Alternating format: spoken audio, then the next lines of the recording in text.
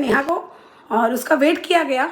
जब वो आई तब हम सबने केक कटिंग किया, खूब सारी एंजॉय किया और कुछ फ्रेंड्स उस दौरान अपने घर जा रहे थे। सब कोई चले गए नीचे। उस दौरान मेरे पास रुकी थी आकांक्षा और शबनम। अब यहाँ पे जो मैं रूम में थी, अब पूरा ध्यान से सुनना ये कहानी।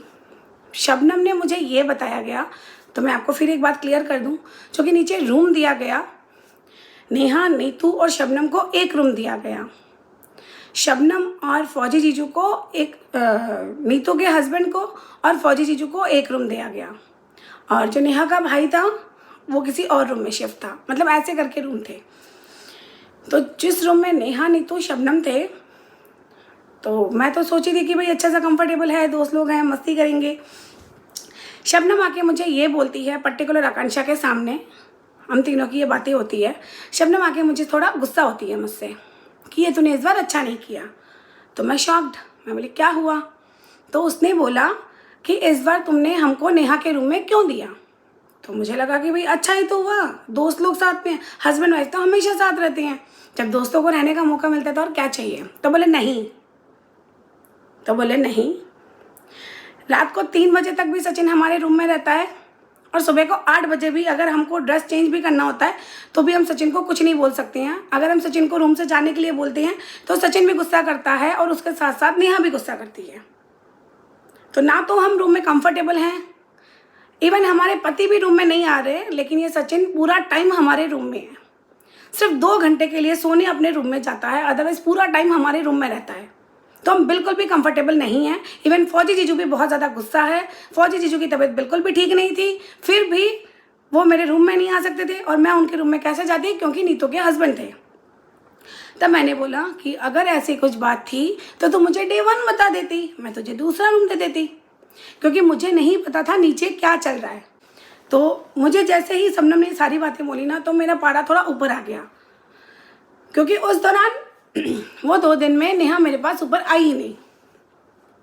नेहा मेरे पास 5 मिनट के लिए भी बात करने ऊपर नहीं आई। तो और जब मुझे शबनम ने ये सारी बातें बोली कि ना तो मुझे आने दे रही है, ना ही नीतू को आने दे रही है नेहा, और ना तो खुद आ रही है, रात को 3 बजे भी वो रूम में बैठा है और सुबह को 8 बजे भी वो रूम में बैठा है।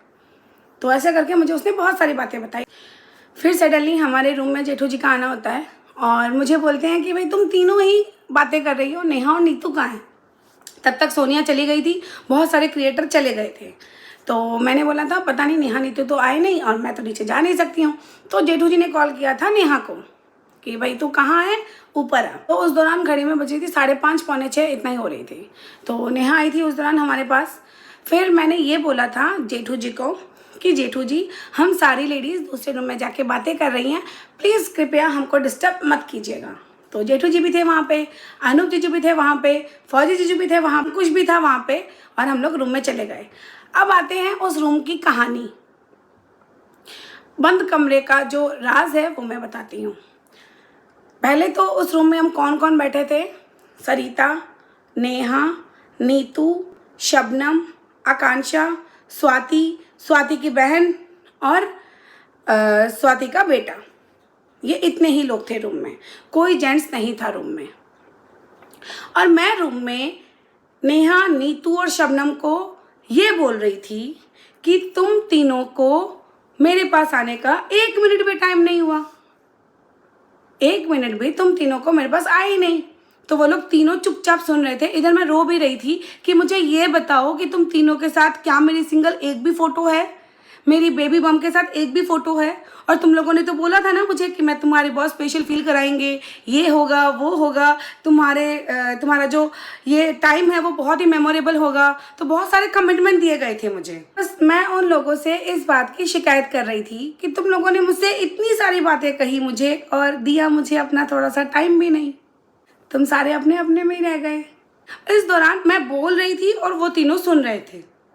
फिर मैंने ये भी बोला कि मेरा बेबी शावर लुक में एकमात्र आकांक्षा के साथ वीडियो है, तुम तीनों के साथ मेरा एक भी सिंगल वीडियो नहीं है। तो फिर नेहा ने बोला नहीं नहीं है। तो नेहा ने मुझे वो वाला वीडियो बताया जिस दौरान मैंने जेठू जी के साथ जो वीडियो बनाया था, और नेहा ने दूर बैठे फ्रंट कैमरे से एक वीडियो शूट किया। तो मैंने बोला नेहा, क्या मेरे बेबी बम के साथ एक वीडियो भी नहीं बनता था, एक फ़ोटो भी नहीं बनता था? तो ऐसे करके हमारी बात चल रही थी, वो सुन रहे थे और मैं बोल रही थी। तब तक हमारी कोई ऐसी नहीं हुई, क्योंकि वो सारी अपनी गलती एक्सेप्ट कर रहे थे। उस दौरान सब वो तीनों लोग अपनी गलती एक्सेप्ट कर रहे थे। तब तक बिना नॉक किए, सबसे पहली बात कि अगर लेडीज लोग रूम में बैठी हों तो कोई भी जेंट्स का ये फर्ज बनता है कि दरवाज़ा नॉक करके घुसे, जबकि बगल वाले रूम में सारे जेंट्स बैठे थे और इधर वाले रूम में सारी लेडीज बैठी थी।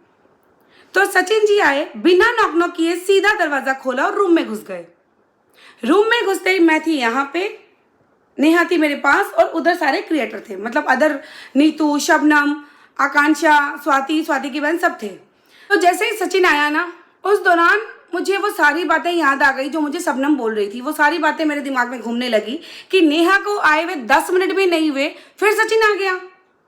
तो सचिन आया और सचिन ने मुझे ये बोला कि नेहा, मुझे कुछ नहीं बोला, नेहा दीदी आपकी दवाई, इधर ऐसे टर्न होके, नेहा दीदी आपकी दवाई।